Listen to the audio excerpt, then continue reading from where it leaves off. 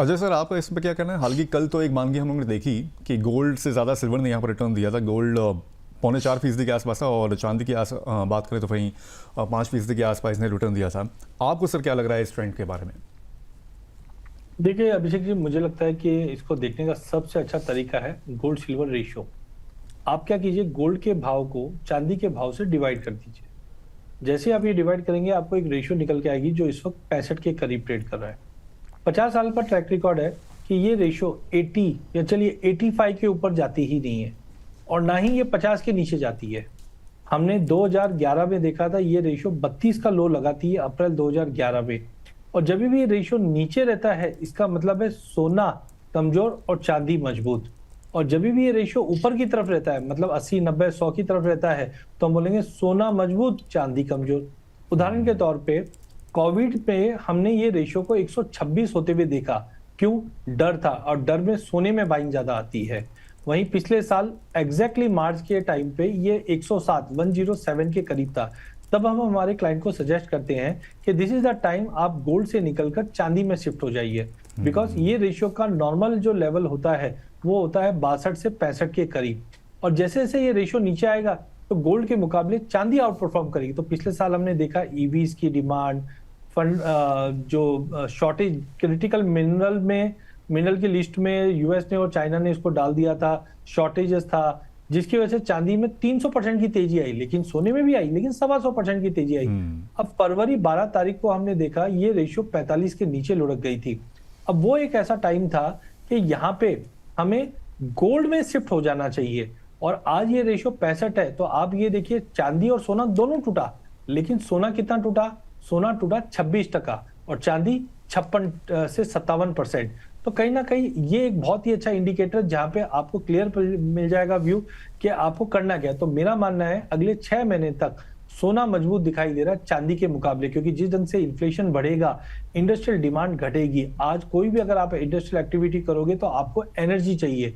Energy मतलब खाने की नहीं, जो जलाने वाली एनर्जी। और स्टेट ऑफ हॉर्मोज में जिस ढंग से कंसर्न्स है ये आप मान के चलिए लंबा चलने वाला है, ये कोई छोटा नहीं होगा।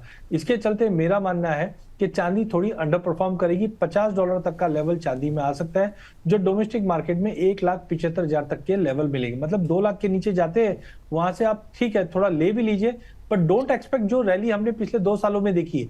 अब चांदी एक टाइम करेक्शन में चले जाएगा जहां पे एक सीमित दायरे में ट्रेड करेगा, बट 1,75 से 1,80 चांदी और सोना मुझे लगता है कि 1,15 के आसपास मिलना चाहिए।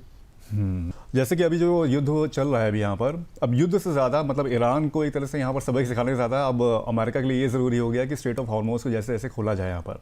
क्या लग रहा है कि सर ये जो कोशिश है ये अगर रही है, यानी कि एक तरह से यूएस कोशिश कर रहा है कि इस वॉर को ही एंड कर दें, अगर ये सिचुएशन रहती है तो फिर कैसा लग रहा है कि आपको कमोडिटी का बाजार कितने समय में कैसा रिएक्ट करेगा? कोशिश तो यूएस की पिछले 26 दिन से है, बट हमने देखा नाकाम रहे। अभी ग्राउंड लेवल ट्रूप्स को एंटर करने की बात कर रहे हैं। बट आप ये देखिए, मुझे तो एक ही चीज समझ में आती है, ईरान ने एक ही वर्ड बोला था कि हम पिछले 20 साल से इस दिन का वेट कर रहे थे और ये हुआ भी है। तो मुझे लगता है कि अभी बोलना बहुत मुश्किल है कि वॉर कैसे एंड होगी। और रहा स्टेट ऑफ हॉर्मोज का, ईरान ने क्लियर कट कहा है कि जैसे इंडिया है, चाइना है, बाकी कंट्रीज है, उनके लिए ओपन है। खाली हम यूएस और इजराइल को हम या फिर कोई भी कंट्री जो यूएस को सपोर्ट करती है उसके लिए ऐतराज है हमें। तो मुझे लगता है नॉर्मलाइजेशन हो जाता है, ये थोड़ा थोड़ा नॉर्मल होता हुआ जाएगा। लेकिन अगर हम कमोडिटी प्रेफरेंस की बात करें तो सबसे पहले मुझे लगता है कच्चे तेल में और तेजी बनेगी। कारण उसका है कि सप्लाई बहुत है, लेकिन अभी भी स्टेट ऑफ हॉर्मोज अगर ओपन हो भी जाता है, जो फैसिलिटीज को डैमेजेस हुए हैं, अब कतार एनर्जी बोलती है कि 17% का जो डैमेजेस दिखा रहा है उसको 5 साल लग जाएगा। तो मुझे लगता है कि यहाँ पे एक चिंता है जो एटलीस्ट 1.5-2 महीना कच्चे तेल को $90-95 के ऊपर ही रखना चाहिए। और उसकी वजह से इन्फ्लेशन बढ़ेंगे, इन्फ्लेशन की वजह से हो सकता है सोने को थोड़ा सपोर्ट मिल जाए। बट ओवरऑल मुझे लगता है कि अगला 2-3 महीना बहुत ही ज्यादा कॉशियस होने वाला है। स्टेट ऑफ हॉर्मोज ओपन होता है तब भी। बट हाँ, टाइमिंग सोने चांदी में मेरा व्यू अभी भी मंदी का ही है। हाँ, सेकंड हाफ में हम डेफिनेटली इसमें वापस बाइंग देखेंगे, बट डोंट एक्सपेक्ट जो पिछले सालों में हमने डबल होते हुए देखा, 50-50% की तेजी देखी, वैसा नहीं देगा। बिकॉज गोल्ड सिल्वर के मुकाबले काफी अदर एसेट क्लास है जो काफी अट्रैक्टिव लेवल्स पे पहुंच चुके हैं। ठीक है।